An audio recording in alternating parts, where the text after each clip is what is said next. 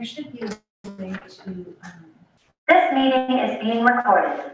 okay. Good job. You did it right. Yay. Yeah, you'll have to hit God. You gotta hit got it.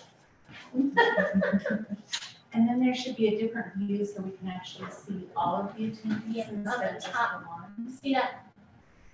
This Yeah, and then it should be a tile view, gallery view. Here we go.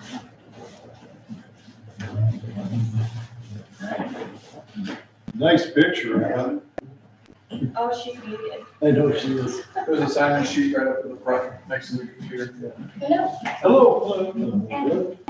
Aren't we sure we're sharing this one? We can stop sharing that. Yeah, I think we need to. We're gonna stop sharing.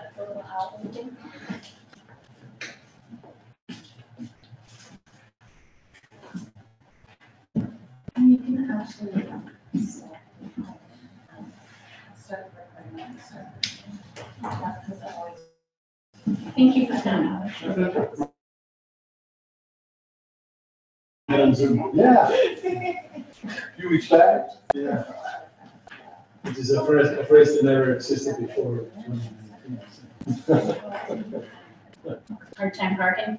Yeah. Yeah. That's why we're gonna, Did you park in this county? yeah, Yeah. that's why we're gonna wait just a little bit longer. Sorry to make you wait, but I think parking is. Anybody who came at 2 o'clock parks. Yeah. No. That's what Mark is. They drove me up. I went to- Okay. He almost shouldn't just walk from the hotel. Oh, we were, at the airport. Oh, did you get your stuff? Yeah, they did. So, anyway, This meeting is being recorded. thank you. My name is Steve Hawken, I'm the city manager. Many of you in this room already know me. But the purpose of this meeting today is to show you property that we own on Melody Lane in the San Jose area of the city that the city owns and is interested in selling to a developer. So before, go ahead. Well, let me get you right. I want to introduce certain people just so that you know who they are. And perhaps down the line, they want to speak to about any number of issues. And of course, since we're in their house, I want to introduce Jason and Allison, who have been Library. doing, quite frankly, a fantastic job over the last few years running a library system. And it's more than just this building here. And what you'll see, the picture isn't up there, what you'll see is next to this subdivision is a school building which contains their satellite library through which they do many things. And I might add, just because I have to be there for a small bit of time, that you were, what was the title? Best Library in America? Best Small Library in America. Yeah. 2019. 2019. And National Medal finalist 2022. So it just so happened that I got to work here for a few weeks. I was retired at the time. And so I get to work here a few weeks and they win a major award. So I'm taking credit for it, of course. I also want to introduce Melanie Green. Melanie is many things, but one of the reasons she's here today is because she also occupies space in that same building, and she and Ed Kralvik and others have been instrumental in using that same building for the Bisbee Science Center, for which, if you want to know all the ins and outs of it, I'm not even going to try to describe it, but Melanie will be able to tell you everything there is to know about that. I have a hobby in amateur astronomy, and she likes to feed that by doing stuff parties out behind once in a while. So I haven't been able to do it lately, but we have been attracting people to see things through telescopes, and we've been attracting donations. In fact, I just had a resident give me a telescope to donate to the center. So that's a happening place, and there's more happening that they can choose to or not to talk about if you want to know about it today. And then, of course, our housing planner, Melissa Hartman. I think all of you who are here that are interested in the property have already met and spoken to Melissa. She will be, I think, next up to speak. Actually, Ashley will be next up. And then Oh, okay. And so then Ashley Coronado, who is our city clerk, nobody buys or sells anything without meeting with Ashley. That's right. So, and then Matt Gurney, Matt is our public works director, and has been working on this site along with many other places. Amanda Bramble, without Amanda, we don't have this thing working today, so thank you for coming over and helping us with that. And I think that's about it. I just want you to know that we are very interested in, for a lot of reasons, there's a lot of good that can happen with the the development of this property. Just a little side story. I first came to work in Bisbee in 2006. This ground was planted in 2006. So I'm kind of more than ready to see it develop into something. So I'll turn it over.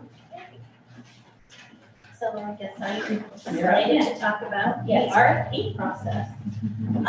So we will be posting, the RFP and the scope of work, what we're kind of looking for, on our website along with, on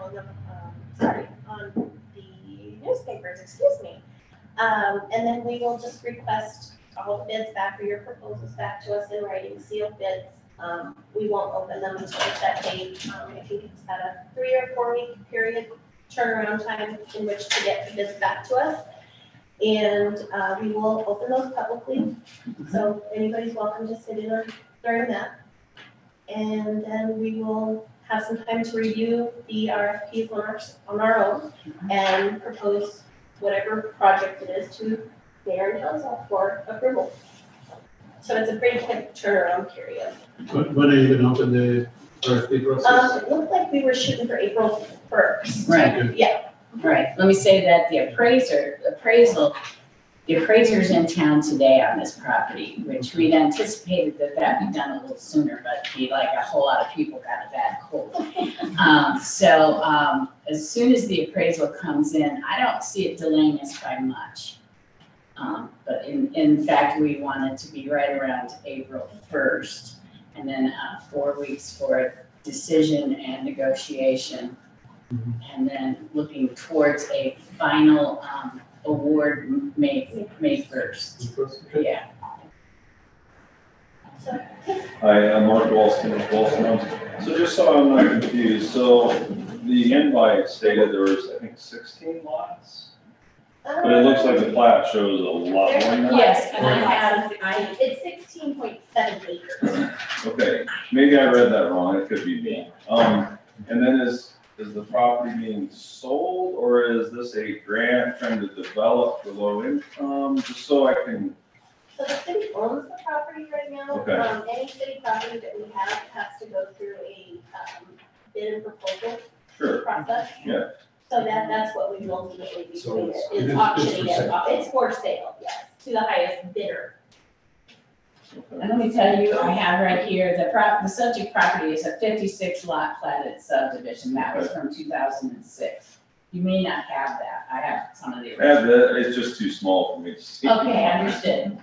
But yeah, so it's platted currently from 2006 at 56 lots. So, but this is going to be a request for proposal for the sale of the land. The sale of the land. Housing has nothing to do, Well, I'm sorry, maybe No, I'm no, jumping. no, in. No, you're right. We have the same question. Okay. yes, please, go ahead. Let me jump in. Basically, what we will write in the RFP proposal is our preferences as to what we'd like to see happen on that property. And we want affordable housing. Now, whether it's apartments or townhomes or single-family homes or whatever the decision is, we're willing to look at all those types of proposals. But our preference will go to a developer that's willing to work within the parameters of affordable housing.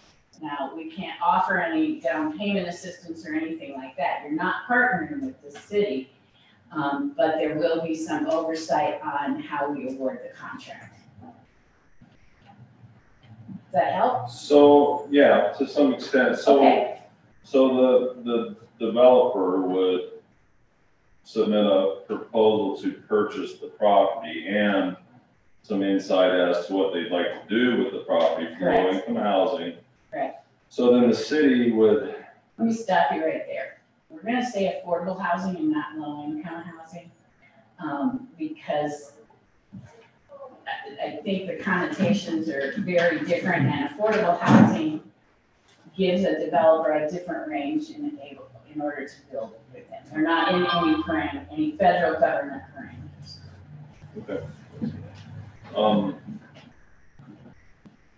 so the developer would propose X amount of dollars for the land, Yes, propose housing for the land, and some idea of numbers to erect those homes.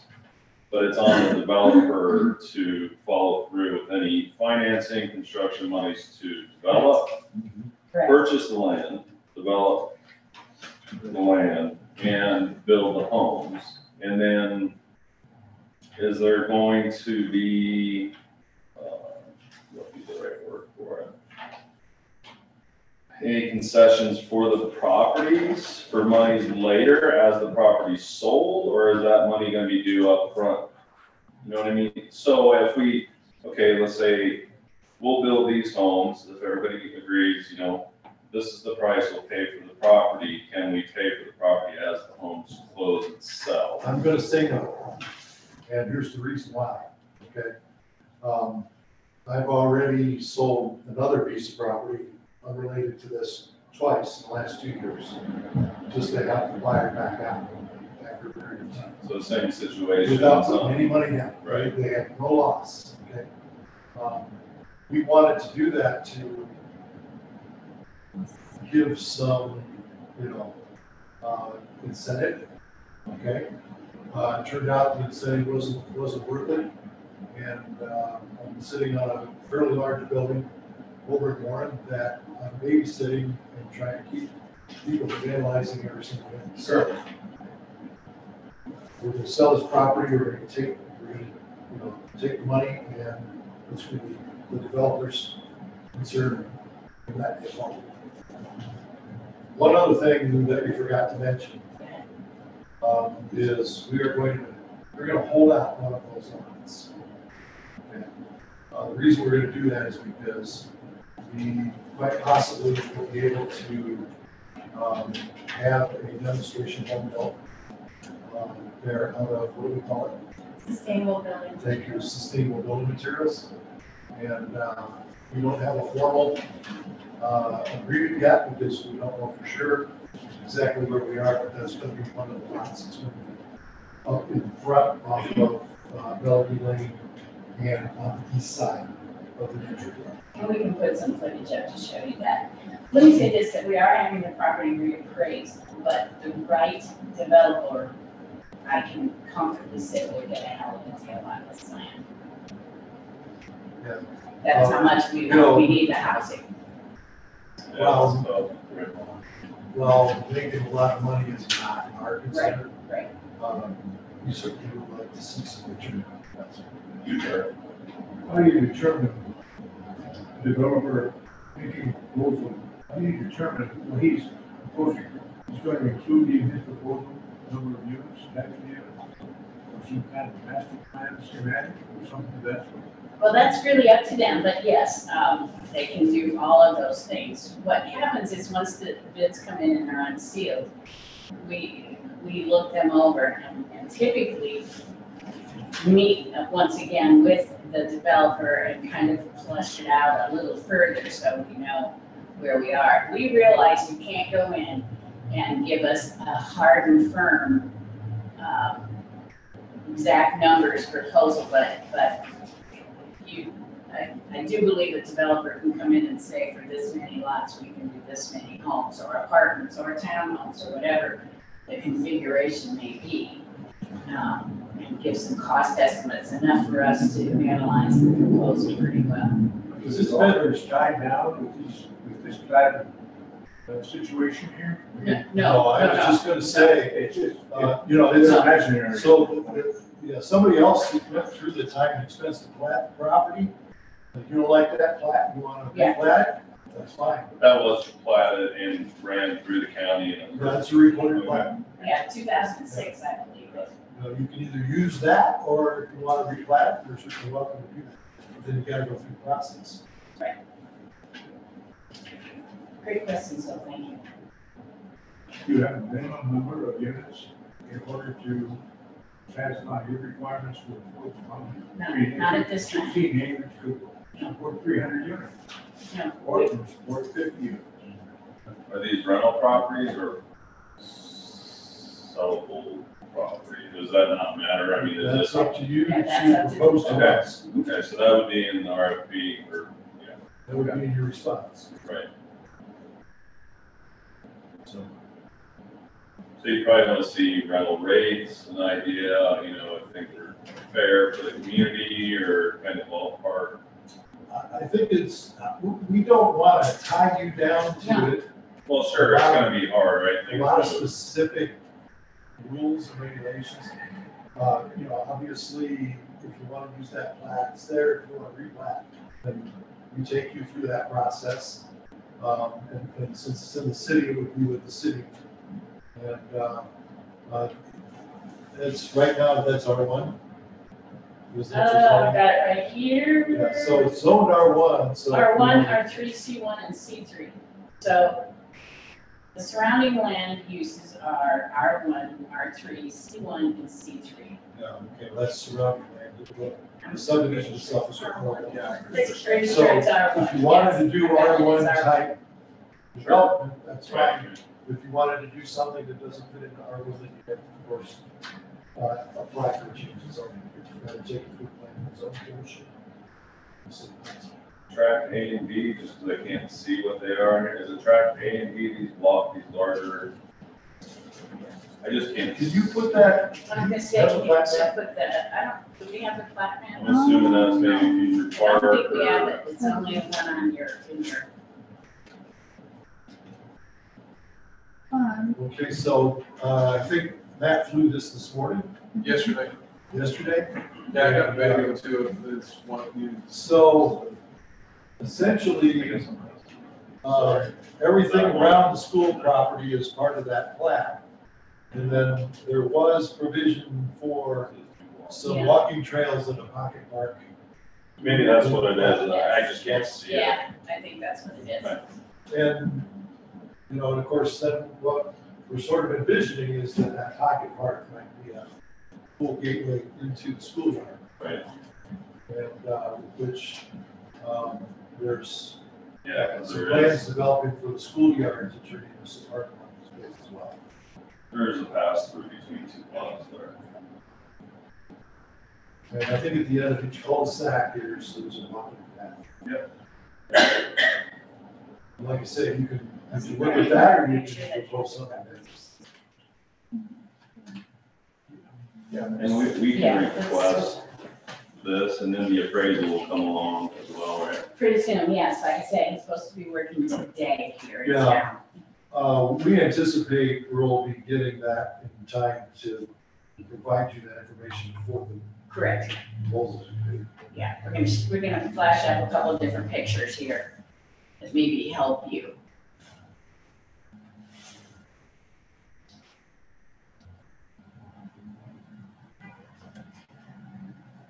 Sanitation and other services, are they municipal, Yes. provided to the, Water is Arizona Water Company, it's a private company.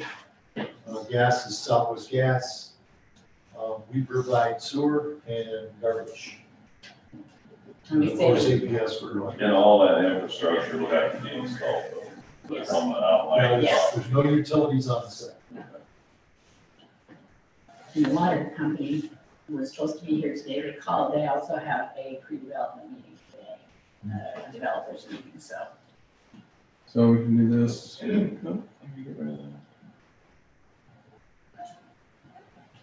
can do a video so everybody can kind of see. Yeah, that's a good idea. It's not a perfect giant flag. Well, it was windy yesterday. Your flying here is a lot better than flying mine. Looks like a good, nice motorcycle track out there. Dune buggies. Is that, Yeah. That's a what there? Yeah, there's a drainage. It doesn't go all the way through the property, so someone will have to figure out the drainage properly. There was a detention pond on the plat. Mhm. So that's probably for that subdivision, right? Yes. Yeah, that was a requirement when it was subdivided. Well, the other subdivision above this That's drains there. through this as well. Yeah. On the, right there is the county office building, and then there's the detention pond right there. Well, that brown speck of dirt, that's where county is starting to build. Right.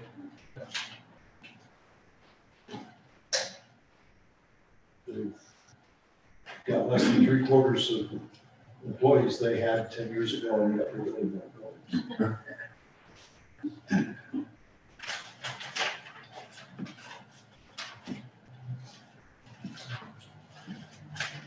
So we could probably move on to some of the amenities that we talked about that are really close to the site. So Melanie, Jason, Melanie will bring you up. I'll go first. And I want to step up front because I've seen on text that the people on Zoom are having trouble hearing. So maybe I'll get up there and make it easier. I'm Melanie Green, and I am a board member and co-founder of the Bisbee Science Exploration and Research Center. And we're located in that school that's adjacent to the property that you're looking at. So you can see on this picture the baseball field, the angle on the lower right-hand corner of that space. And that up to the street above, over to what's the obvious fence line to the west, all of that up into the street is 8 acres of property. And in a collaborative effort between the library, the school district, and the science center, we're just about ready to contract with a designer firm that's going to help us develop that 8 acres into a education park in broad terms, covering science and literacy to represent the library and the science center, but also to bring some recreational space as well as community gathering space. Most of you may know that the San Jose neighborhood has no public park at this time. So this space will act both as a public park, but also an education center. And that park will consume that 8 acres. One of the things, there are 4 elements in that development that are maybe of interest to developers. One, if you're looking for any kind of federal subsidy financing through, say, HUD or USDA, the amenities that will be available here will be critical to your application for those funds, whether it's tax credits or direct, say, USDA funding. You're all going to want to know that there's easy access to parks, recreation, transit, etc. The nearest transit stop is on the other side of the street from the school at the apartments located across the street. And I would presume that the city would entertain any other additional stops that would be more conducive to this development. But going back to what the Science Center, the school district, and the library are working on is creating that amenity that would be really useful to anybody, whether you're selling lots independently or doing multifamily housing and needing some sort of federal subsidy. That intention that the Science Lab has at some point is to build a demonstration house as part of our education programming to show what kinds of sustainable building materials are available now and might be available in the future, but to construct it in a way that it's more like a stage set. So that as products are developed and new technology is developed around construction, housing construction, we can show those things in that demonstration house. Whether it means walls that can be popped out, you know, they have a structure underneath, but we're showing new products on interior walls, exterior walls, etc. So our goal is to, if a developer is trying to sell lots for home building, is to allow those potential owners to see the kinds of sustainable materials that can be used in housing construction, but also just to let contractors and people in the area in general see the new technologies that are available in home construction.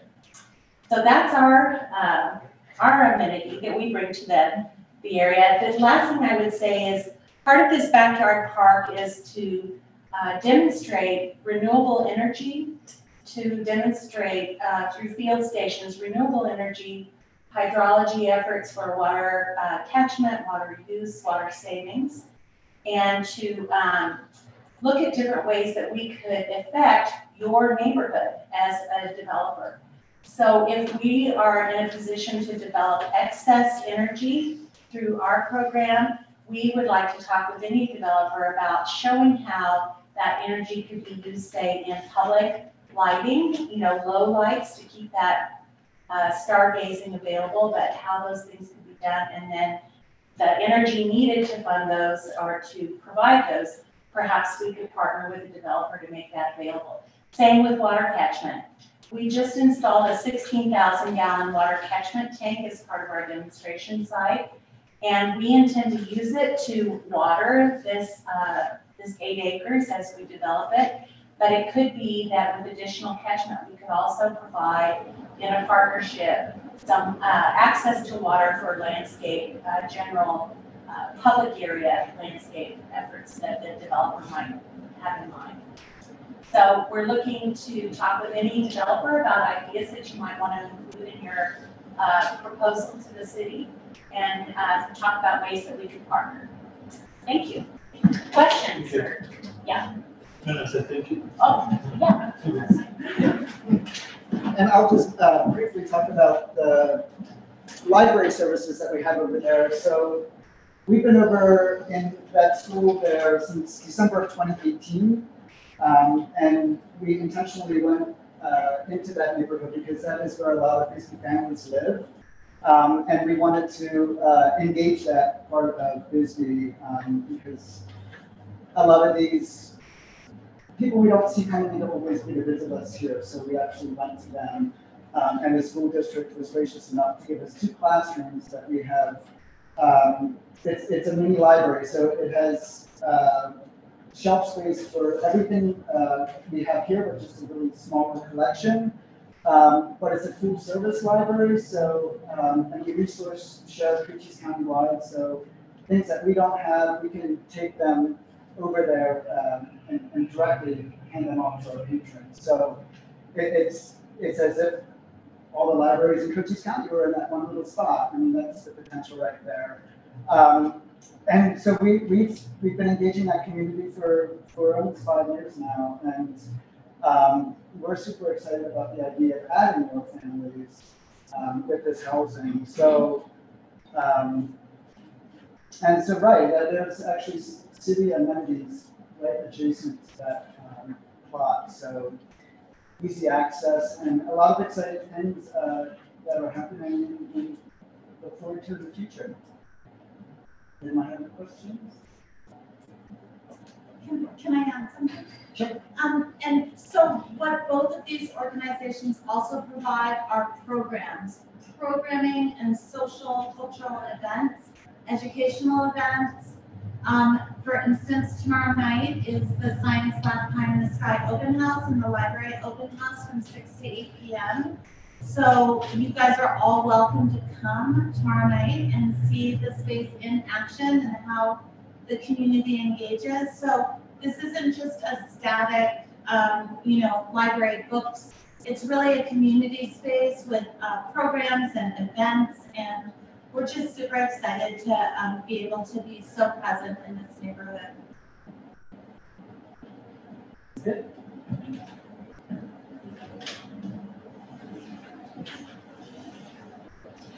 I have a question about the school building there. I have a question about the school building. It's there, it looks like it's underutilized right now. What's gonna happen to it and the sizable acreage around it? I think it's pretty much full. That's what I was Yeah, talking about, that 8 Okay. acres That is, yes, that you see adjacent to the property that you're looking at. And So the, they've been up to Safari and also the, and then the building itself. We currently use that for the library, the science center, and the BUSD, the school district's offices are held there. Okay, So that building is fully occupied. okay, it is.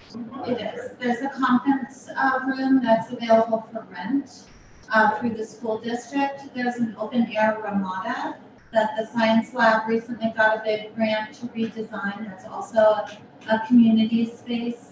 So it's growing and growing, but currently all the school board also has the board meeting room there, so it's currently full.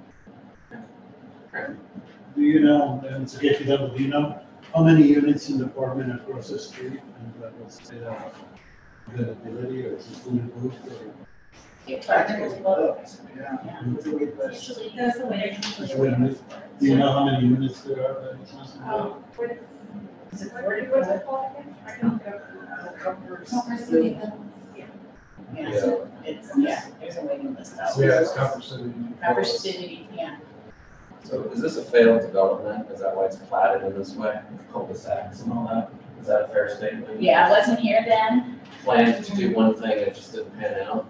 You know, I can't even remember the name of the developer. Me neither. I just, because I was brand new here when that was platted. And they went through the entire process, got all the approvals. And then, after they got the approvals, they went out there with equipment and graded the property. And then, Housing bubble hit. 2008 happened. and then, boom, they disappeared, never came back. Okay, and you don't, I trust you're not interested in a developer running with the way this is platted, because this looks like single family cul-de-sac kind of living. This gentleman pointed out that you could have a lot more units. And if you look at the current density of Copper City Villas, it's a much higher density than what this plat seems to be. These are like large lots on cul-de-sacs or luxury housing. We have no, Yeah, we have no preconceived notions. Okay. Like I was telling this gentleman earlier, you can use that approved plat and develop it if you wish. If you want to do something else and it requires revision of the plat, we just have to have you come in through the process. If it needs rezoning, we'll have you come in through the process. About staging, High rise, probably not so much. staging, I mean, it, that's group determined at this point. Determine need, well, and I'll talk a little bit about determined need. We have sort of adopted a new saying in the city. People that work here can't afford to live here. And we're finding that over and over and over. And between a lot of the rentals turning Airbnb, I mean, it's a real recruitment issue for anybody who's employing people in town, is that there isn't enough housing. And we need more housing, and this was a way the city can go out to the developers and say, hey, what can you do? And we have this property, so one of the things we recently found is I'm going to talk a little bit about the legislation subcommittee on housing, if that's okay. So they went around the state, this is our Arizona state legislature, and they took information from all counties. They canceled on Bisbee and the rural areas, and then sent out a complete report where they acted like the rural areas didn't exist.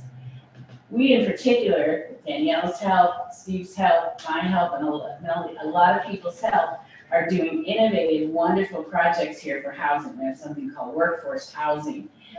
We're looking to rehab Hillcrest in some form. And then when we had the opportunity to receive this piece of land, the first thing we wanted to do is go out to developers and see what they thought they could do for us and get some more housing here, because we need it. We need it. We have firefighters, new firefighters coming in, they got nowhere to go. Copper City Villas, there's 24 units and they're completely occupied. And I know personally because 24. I work for another organization, we try to get people in there when their houses are just in too bad of shape. And there's always a waiting list. We always have to wait many, many months to get in. And thank you, and that's been one of the issues. We do have abandoned homes, but it's too difficult for us to acquire them and then the cost to rehab. So we're looking at this as hopefully one of our solutions, making it available.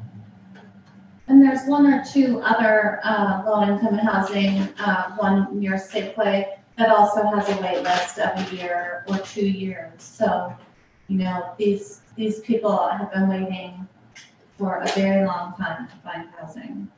And that hasn't stopped. No. That list. No. So the need is here.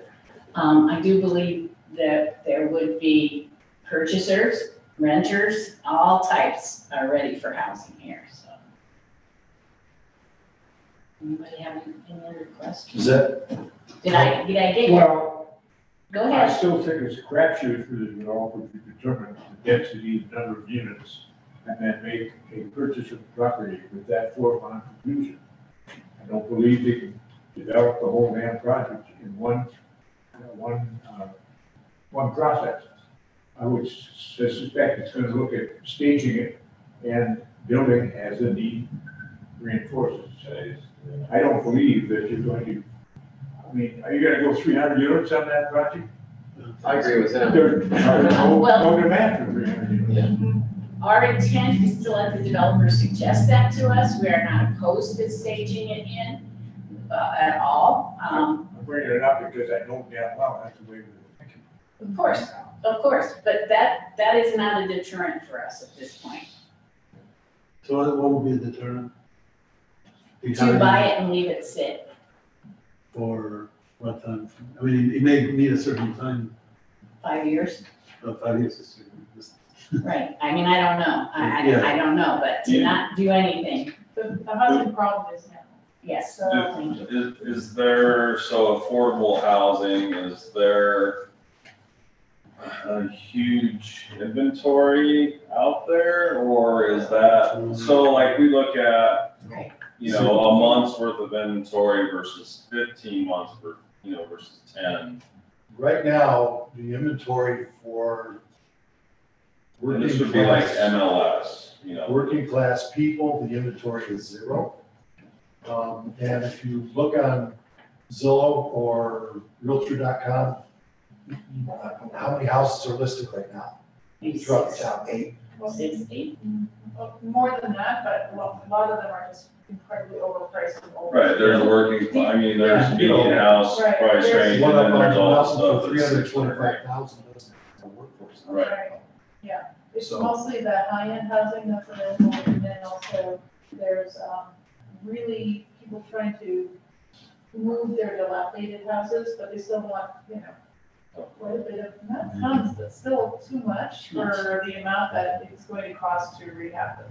So, yeah. I did introduce Danielle. She is one of our volunteer grant writers, among other things, and also is on the board of Step Up Bisbee NACO, who has been working with the city to rehab dilapidated homes. They pick them up, they fix them, and then we sell them to someone in that group of people who we would describe as our normal workforce, our folks, our first responders, our educators, Hospital. our hospital medical class. So would you say that's $200,000 price range? No, 160 to, we try to get, this is what we try to aim for, at least 2 bedroom, 2 baths, but we don't always get the 2 bathroom.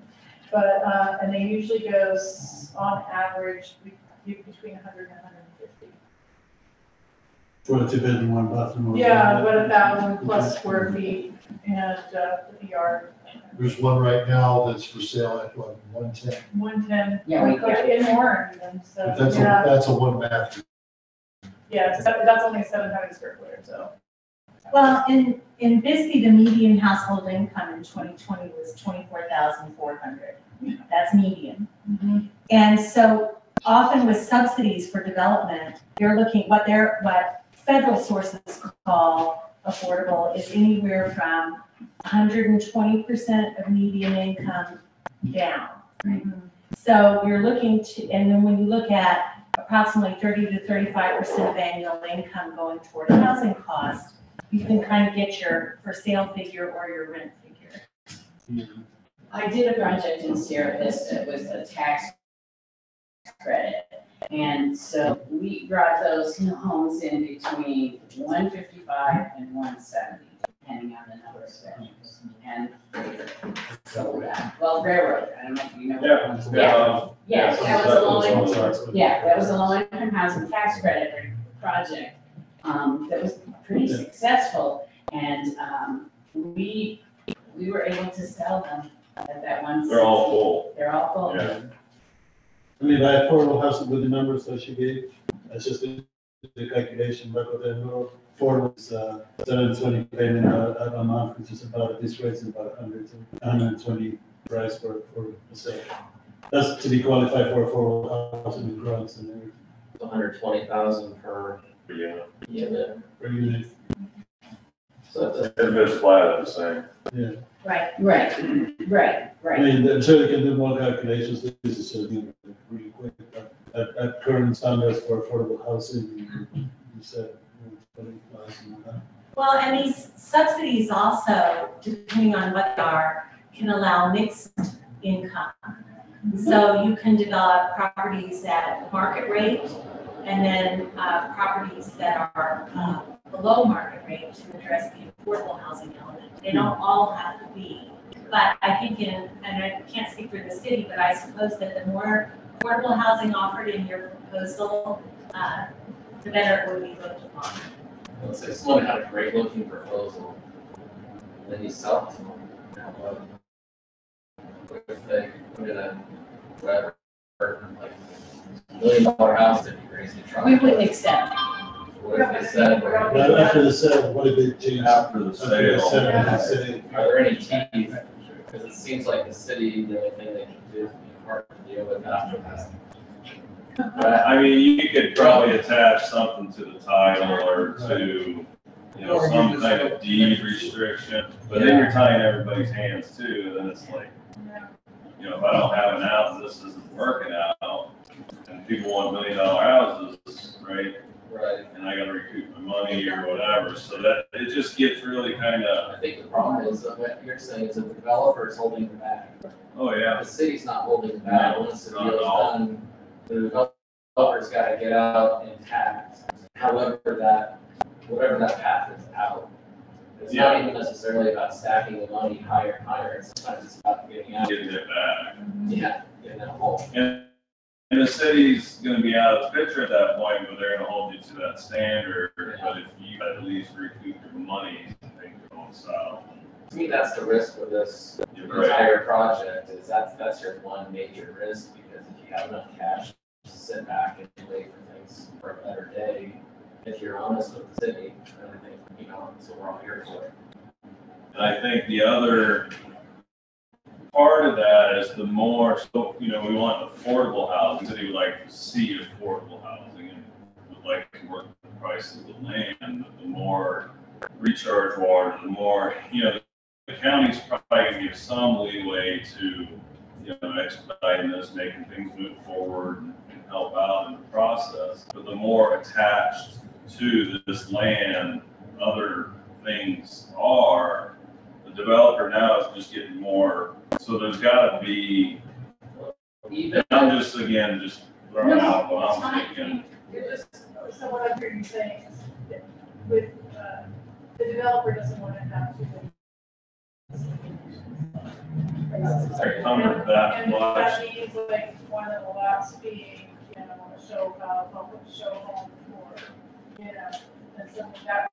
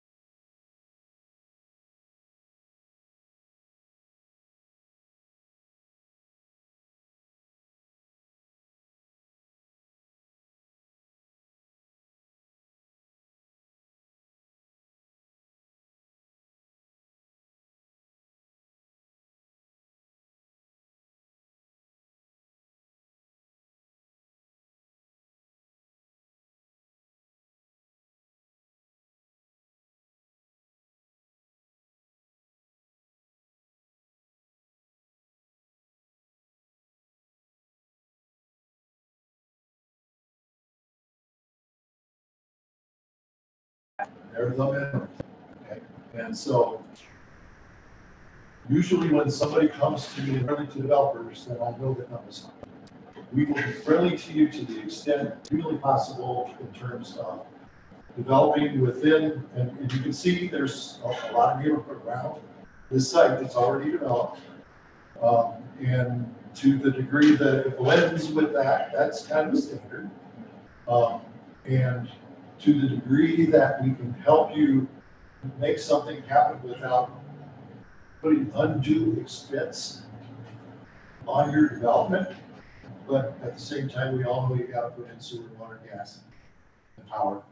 And you're kind of at the mercy of the public utilities. They don't listen to us either. Believe me, especially APS. Did I say that? I didn't hear you. And it's recorded. And I would have said it if they were in the room, okay? The reality is that we can be the conduit to make it happen, realizing that we will probably not be giving away this stuff. Now, this property, I'm guessing that when we get the appraisal back, it will be surprisingly affordable. Yes, I think so too. But I'm not gonna put a number on it right now because I don't want to preempt the appraiser or raise expectations or lower them. But I'm saying that I think it will be an affordable piece of property. So you're gonna get an advantage right out of the starting blocks by being able to develop a piece of property that is probably more affordable than any other 16 or 17 acre parcel you'll be able to find anywhere. Well, and it kind of needs to be, right, but I think that's what entices people to make something. Yeah, that's gotta be kind of the bargaining chip, that, hey, this is what we wanna do, we'll make this affordable, everybody move forward. Well, and if that wasn't the case, we probably wouldn't be having this. Right. That's right. Well, I don't know what it's, I guess We need population, we need homes, we need housing for people who already work here so they can live and work in the same community. That's the end game for the city. Okay?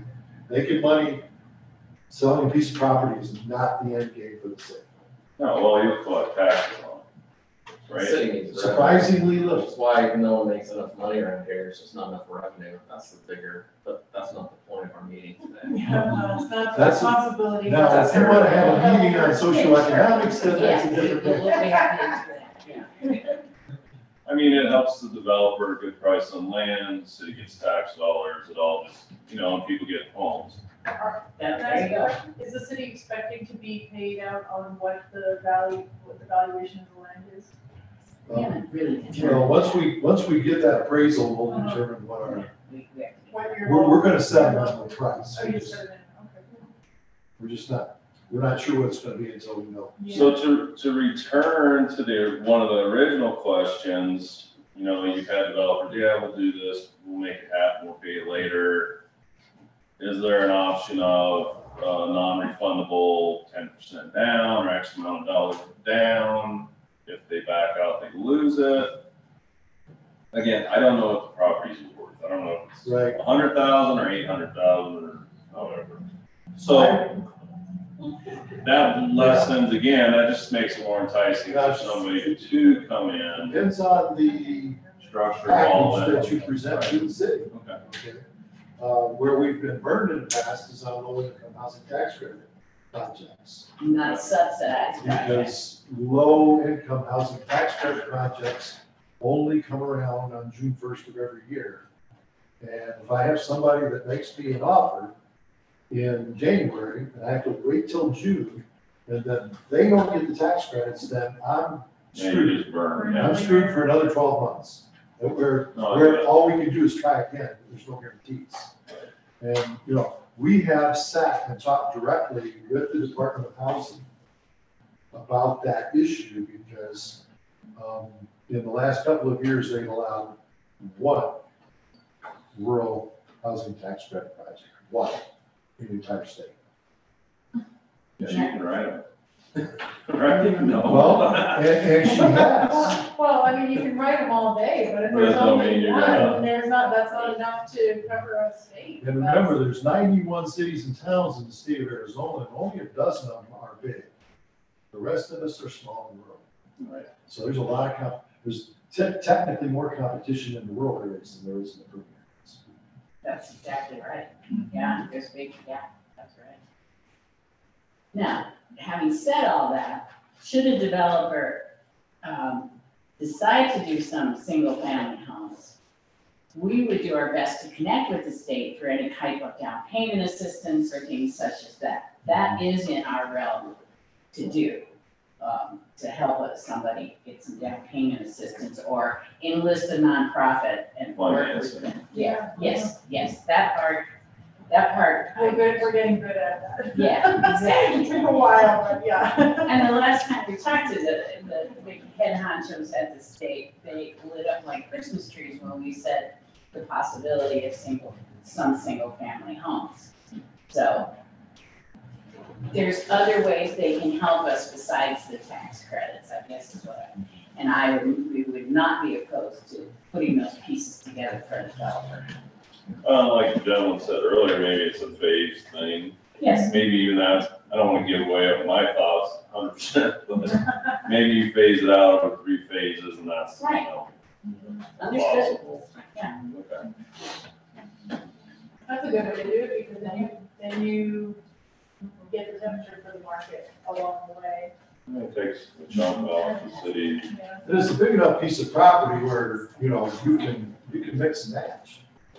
Oh, yeah. And we don't have a preconceived notion that it's gonna all be single-family residences, or No. it's all gonna be duplexes, or it's all gonna be No. anything. It could be some of both. In fact, probably would be a better I development agree. if there was some of both.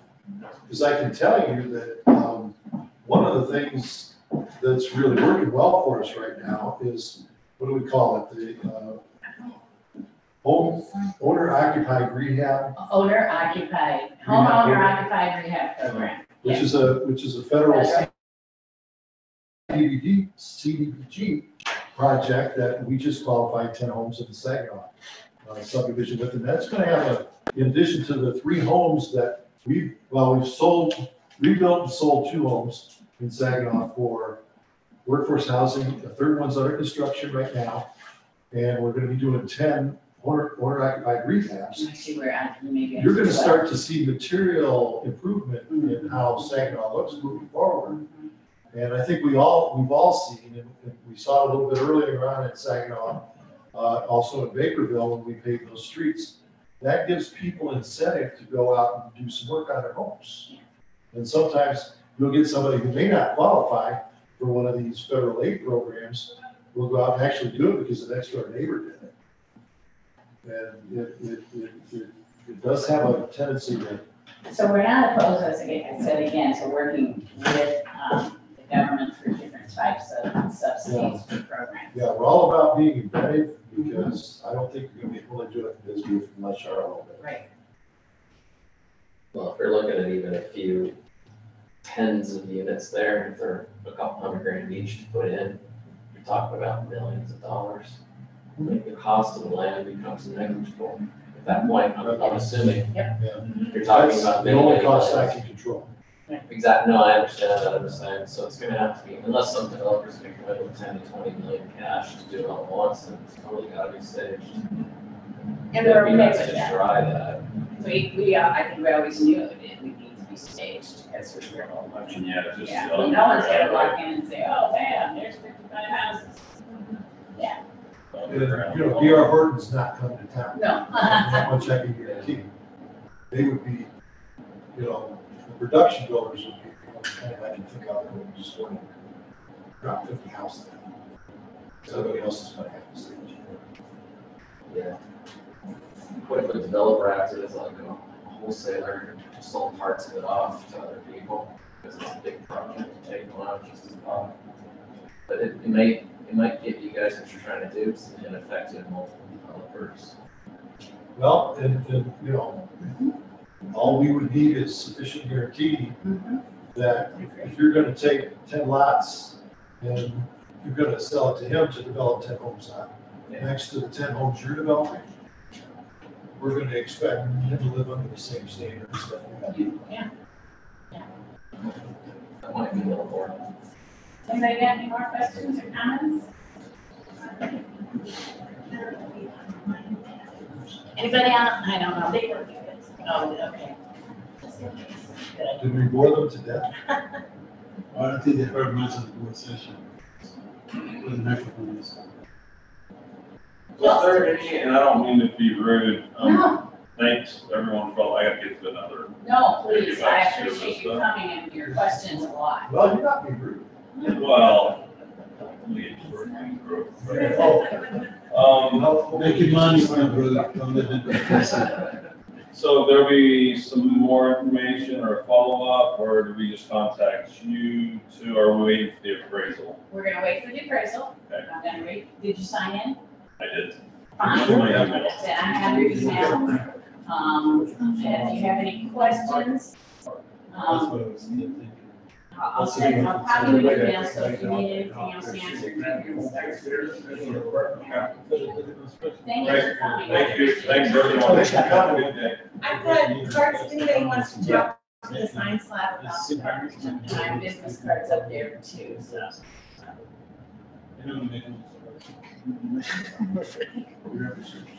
So if anybody wants, there's a little bit of water, step up there, if anybody wants one to go, you're welcome. Sugar-free candy? There is some sugar-free and some sugar loaded. I gave her a hard time. This is good stuff. Oh, You can't hardly tell. No, you Thank you for coming. I'm just Yeah, doing- you got my card if you need anything. Okay. All right. Yeah. I do. All right. Okay, nice meeting you. Nice meeting, Steve. Yeah, okay. All right. Let me Don't be a station. No. Have a great day. The house is 1500. Oh, yeah. How's the- Stop recording.